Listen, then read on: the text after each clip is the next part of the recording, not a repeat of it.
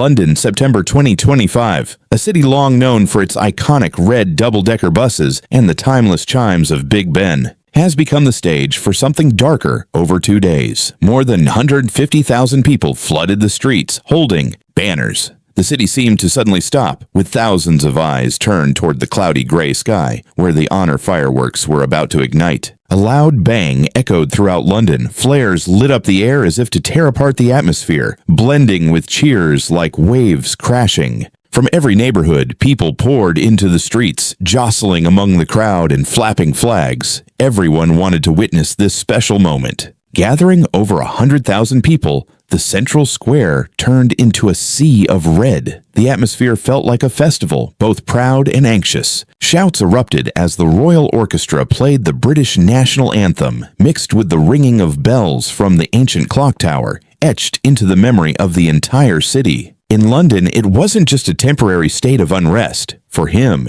it exposed the true face of a system that once enslaved the ancestors of African people, plundered African lands, and still seeks to dominate the future of African people. Stay with us, not just to witness history, but also to shape it. Register, stand tall, and walk with us for an Africa that does not accept silence.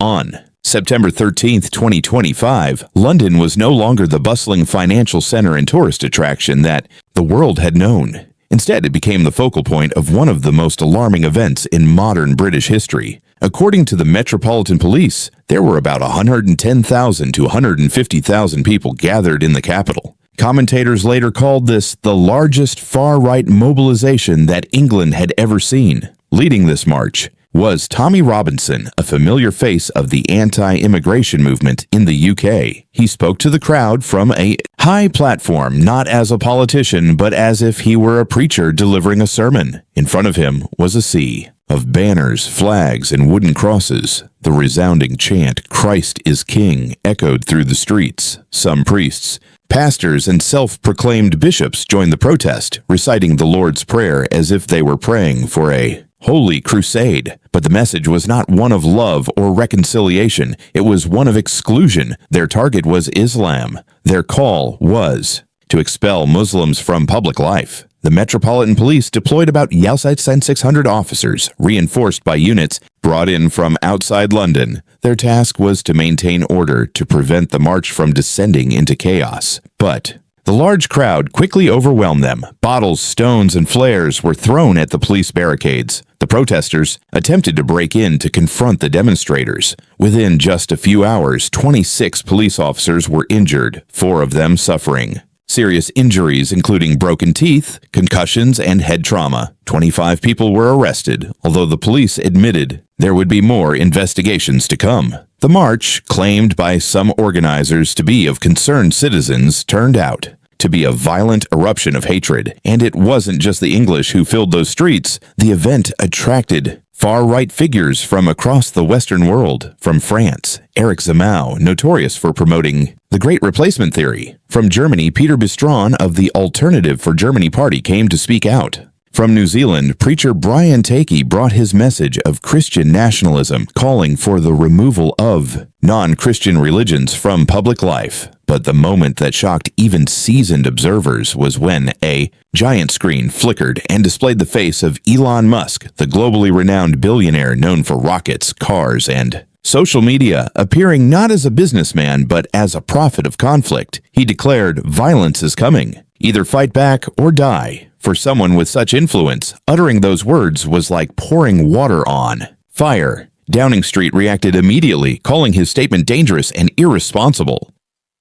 The Sun, Prime Minister Keir Starmer told the nation, "This is the fight of our time. A fight not just for public order, but also for the very soul of British democracy." However, while British leaders condemned the violence, the language they used showed hesitation. The press described the clashes, unrest, and concerns about freedom of speech. Few dared to use the simple phrase, white supremacist terrorism. For Muslim families in London, there was no doubt about what they had witnessed. Many spoke of fear for their children, about the closure of community centers, about feeling, once again, that their existence was under threat. Some historians compared this scene to Kristallnacht in 1938.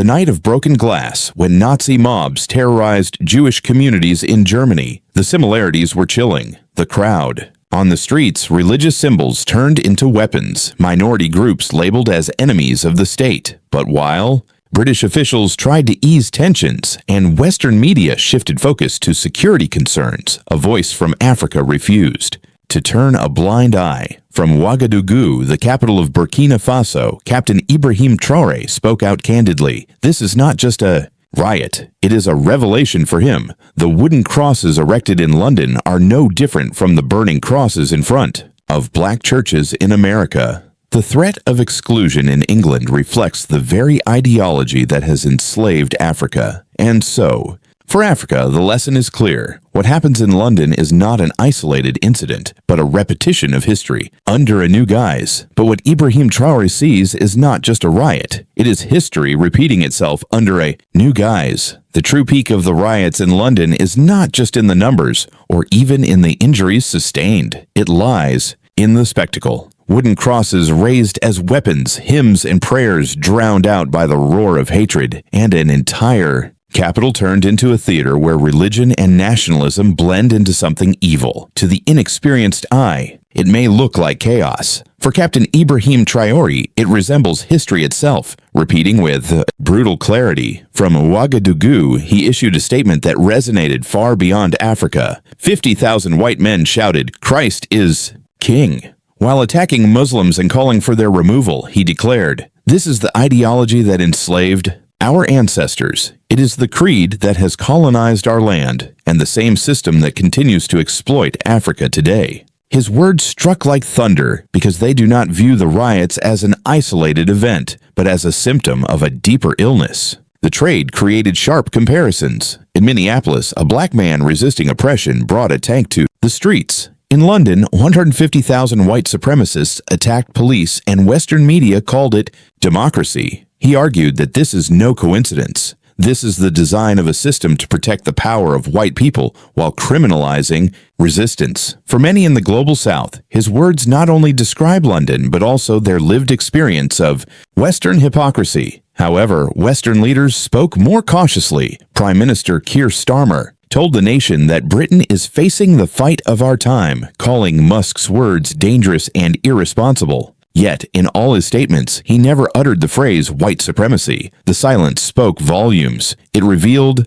the limits of political courage when the enemy is not foreign terrorists, but extremists from within. While officials chose their words carefully, ordinary communities felt the impact far more acutely. In London's East End, Muslim families closed mosques and community centers. Parents refused to let their children walk to school alone. In Birmingham, Manchester, and Leeds, fear spread throughout immigrant communities. They understood that when crowds gather publicly like this, violence against individuals often occurs on quieter streets, but the hypocrisy cannot be overlooked. He stated, "When African leaders build hospitals, Western media label it as dictatorship. When Elon Musk calls for the dissolution of Parliament, they call it free speech." His outrage is not just empty rhetoric, it carries historical weight. He pointed to the burning crosses of the Ku Klux Klan, colonial sermons blessing slave ships, and apartheid preachers who proclaimed God's punishment on the apartheid regime. He asserted that the crosses in London are part of the same continuous chain.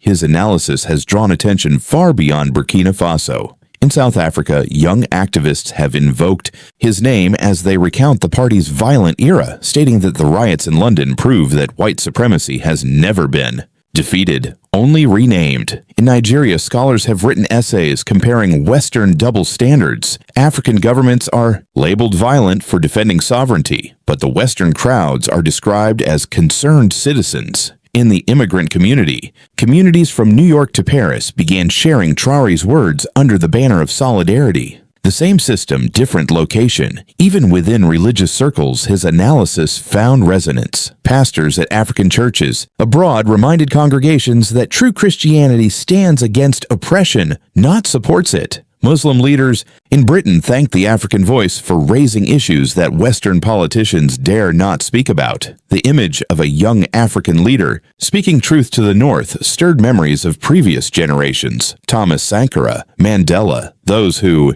challenged not only colonialism but also the silence that sustained it. What makes Traoré's intervention particularly remarkable is the ability to turn a local event into a global parable. The crisis in London has become emblematic of something larger: the collapse of Western moral power. If England, the cradle of parliamentary democracy, can host such a large hate protest while avoiding the term white supremacy, what does that reveal about the very system? Traoré's answer is clear. It shows a world order still built on racial hierarchies, still dependent on Africa's subservience. Those trips are not just about England. They are evidence of a global pattern. And for Africa, this is a warning. If white supremacy can openly march in London, then it can march anywhere. And if Africa remains dependent on Western structures, then Africa will always face the threat from such forces. If London serves as a warning sign, then Africa must ask, who benefits from this chaos, and who will bear the cost? As the flares dimmed and the crowd began to disperse, London returned to its everyday rhythm. Buses rumbled, vendors opened their stalls, passengers jostled to board. But beneath the surface, nothing was normal. The riots left not only broken teeth and bloodied uniforms, but also deep cracks in the social structure that cannot be quickly mended. For Muslim communities across the capital, the aftermath was a stacking of fear. Mosques hired additional security. Community leaders advised congregants to avoid traveling alone. In immigrant-heavy neighborhoods, some schools shortened their schedules or canceled after-school programs. It feels like we are being besieged. Mother in London confessed, "This is not an abstract debate about immigration that TV broadcasters report on. It is really terror." The police presence remained apparent in the following days, but their message to the public remained cautious. Avoid large gatherings, stay vigilant, and report suspicious behavior. In reality, this meant that those threatened by the crowd would be asked to limit their own freedoms. This paradox did not go unnoticed. A black community organizer stated it plainly: "We are the ones being attacked, but we are being asked to hide. That is not protection. That is abandonment." In Parliament, the debate was heated but divisive. Opposition MPs accused the government of allowing extremism to grow unchecked, blaming years of tolerance towards far-right organizers. Conversely, conservative voices argued that the unrest is a symptom of the forgotten frustrations of the working class, not an ideological issue. By refusing to label it white supremacy, political leaders allowed violence to be reframed as a misguided protest rather than a mobilization of hate, which is its true nature. This framing is crucial. The event not only shapes how the British understand this incident, but also how the wider world perceives the crisis. Newspapers reported on security concerns, challenges to public order, or clashes between protesters and police. There was no mention of terms like terrorism, racism, or systemic oppression. Through omission, the extraordinary became normalized, and the unacceptable became acceptable. The normalization of extremism has far-reaching consequences. Analysts warn that the riots in London will inspire copycat actions elsewhere. In Germany, far-right groups studied the logistics of the march, noting how to mobilize numbers, how religious symbols were weaponized, and how mainstream media softened the narrative. In France, supporters of Zemmour celebrated the march as evidence that resistance can achieve tremendous power. In the United States, militia forums buzzed with admiration, comparing the turnout at the London protest to the riots in the Capitol in 2021 and speculating about future possibilities. What happened in London was not just an issue for England. It serves as evidence of this concept for extremists worldwide. For Ibrahim Traoré, the lesson is even more profound. With him, that hypocrisy is painfully clear. When African nations strive to secure resources for their people, they are criticized as dictatorships. Yet when 150,000 extreme whites attack police in London, the language becomes softer. Democracy in action, concerned citizens, free speech. This double standard is not randomly. It reveals how Western systems protect their own self-determination while undermining the self-determination of African people. For Burkina Faso, Traoré argues that these rights affirm a chosen path of independence that is not just an economic necessity, but also a moral obligation. If the West can't even control the violence in its own capital, then what authority do they have to preach governance to Africa? The broader political consequence is the erosion of credibility as crowds of white people march through London with crosses while leaders refuse to name the ideology. The ideals of democracy seem hollow. The world witnesses a system fearful of facing its own monsters, preferring silence over honesty. And as Western democracy appears hollow, the power to impose their terms abroad, especially in Africa, will weaken.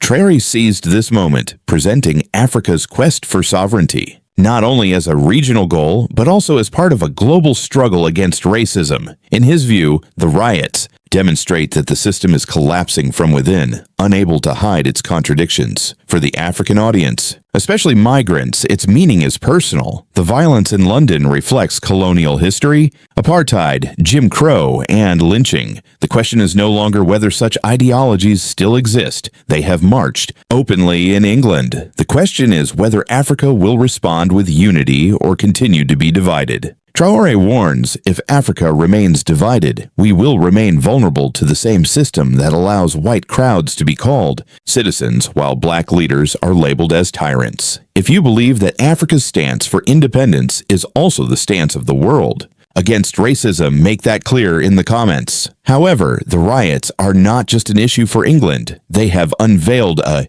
global network spanning across oceans. As images of chaos in London spread worldwide, the responses of global powers revealed just as much as the riot itself. One might expect a unified protest against such displays of white supremacist extremism. Instead, responses were fragmented, hesitant, and affirming. In Washington, officials remained conspicuously silent. The White House did not issue any official statement. Congress did not voice a united condemnation. However, one American figure dominated the headlines: Elon Musk. His appearance on the giant screen in London declaring, "Impending violence, either you fight or you die," provoked outrage in England. Downing Street condemned his words as dangerous, while Prime Minister Keir Starmer called it irresponsible incitement. But in the United States, it was a different story. Our political leaders chose silence. Analysts have noted this uncomfortable reality. Musk's rhetoric reflects themes that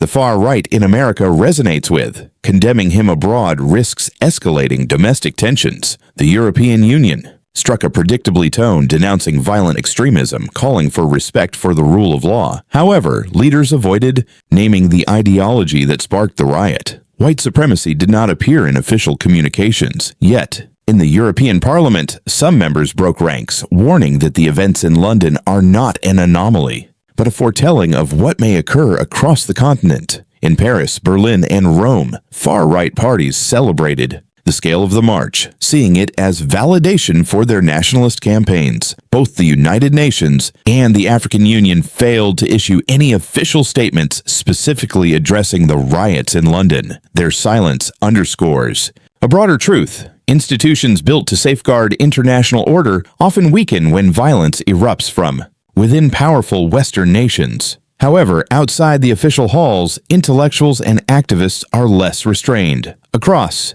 Africa and the global South, commentators argue that London has exposed the hypocrisy of the very nations that preach democracy and human rights to others. In a context devoid of bold political speeches, moral leaders have stepped in. Religious figures in Africa have pointed out the blasphemy in turning the Christian cross into an instrument of hatred. A pastor declared that this is not Christianity. This is white supremacy hiding in stolen clothes. Scholars like Angela Davis and Cornel West, longtime critics of systemic racism, emphasized that the riots in London are not separate from colonial legacies. They are a continuation of the same structure of exclusion. Their message resonates. Oppression dresses in new clothes, but the body inside remains the same. While governments hesitate, civil society mobilized. In New York and Toronto, members of the African community held solidarity rallies. In Paris, Protesters gathered outside the British embassy, chanting slogans like "Same system, different location." Right in London, African and Muslim communities convened forums to view the riot not just as a local threat, but as a global warning. Social media amplified these voices. Millions of posts linked the events in London to the struggle against racism in Africa, the United States, and many other places. For Africa, the silent reaction of global powers confirmed what Traoré had argued. Western democracies do not want to confront racism when it emerges from within. They speak loudly when criticizing Africa, but whisper when discussing their own failures. Silence is not neutral. It is complicity, and so the silence of the powers raises a dangerous question. What future do they truly desire for Africa? As the smoke cleared over London, the question shifted. What does this mean for Africa? For Ibrahim Traoré, this lesson is unmistakable. The riot is not an isolated crisis in Europe. They are a warning fire, showing how fragile Western democracy is when facing its own demons. For Africa, this message is urgent. Choose wisely. For the path ahead has three very different routes. Africa can maintain its current position tied to Western currencies dependent on foreign aid, relying on military partnerships that never bring true security. This path promises superficial stability, but in reality it pushes countries into a cycle of poverty, debt, and dependence. This means that whenever London or Washington sneezes, Africa will catch a cold. There may be a middle ground, affirming some sovereignty. While still adhering to Western demands in trade and diplomacy, it offers short-term protection, but the long-term cost is dignity. As Traoré describes, this is like removing shackles from the wrists while keeping them tight around the ankles. The hardest but most transformative path is complete independence, not isolation, but equality. This means Africa self-managing its resources, setting cooperation terms, and defining development according to the needs of its people, not per the directives of international lenders. This is the true path of cooperation, where Africa meets the world as equals, not subordinates. For many, Burkina Faso has become a symbol of this choice. Under Traoré, the country has taken bold steps to resist foreign intervention and reclaim its future. Although small, Burkina Faso's challenge has resonated across the continent. It sends the message that independence is not only feasible, but also necessary, and the refusal of dependence is also a form of resistance against racism. For older generations of the African diaspora who have experienced civil rights marches in Montgomery, the Soweto uprisings, and Ghana's independence speeches, this struggle is very familiar. The baton has been passed once again. The Soweto uprisings, through Ghana's independence speeches, this struggle is very familiar. The baton of leadership has been passed once again. Traoré's words remind them that the crisis in London is connected to their own history. Jim Crow, racial segregation, colonialism, and all forms of racial hierarchy that deny dignity. The challenge today is not whether Africa can rise, but whether Africa can rise together. Divided, the continent risks being exploited against itself. Each country is trading its future for short-term survival. If united, Africa could change the global order. The riots in London have exposed a system in decline, a system fearful of losing control. The choice before Africa is clear: to step into the future as one or once again stumble into submission. The question remains whether Africa will develop together or collapse in division. The riots in London may have lasted only 2 days, but their significance will echo for much longer. 150,000 people chanting "Christ is King" are not merely citizens exercising their right to free speech. They are clear evidence that white supremacy still exists, organized and encouraged more than ever. 26 police officers wounded, broken windows, and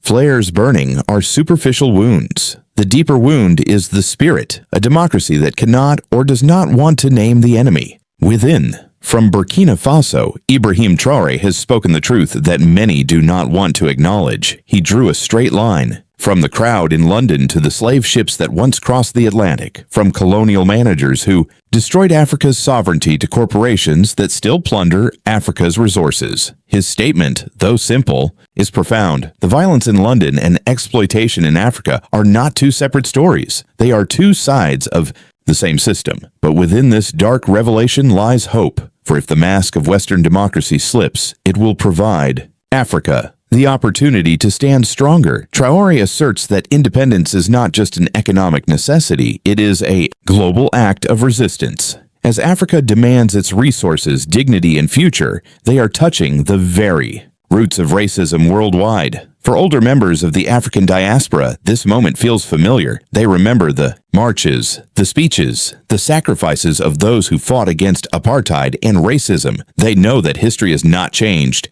by chance, but by the courage of those who refuse to remain silent. The torch is now passed to a new generation with voices, like Traoré's, that will continue to carry it. The question is no longer whether racism exists. It has echoed through the streets of London. The question is whether Africa and allies worldwide will respond in unison or hesitate. If this truth resonates with you, do not ignore it. Like, share, and subscribe. Our elders carry the chains. We convey the voice. Together we rise. Leave your comment. A new Africa. The rise of Africa. Africa can do it. Let the world know your perspective, because the future of Africa will not be decided in the palaces of London or Washington. The people of Africa and all who believe in justice will decide that. And when Africa rises, the world will.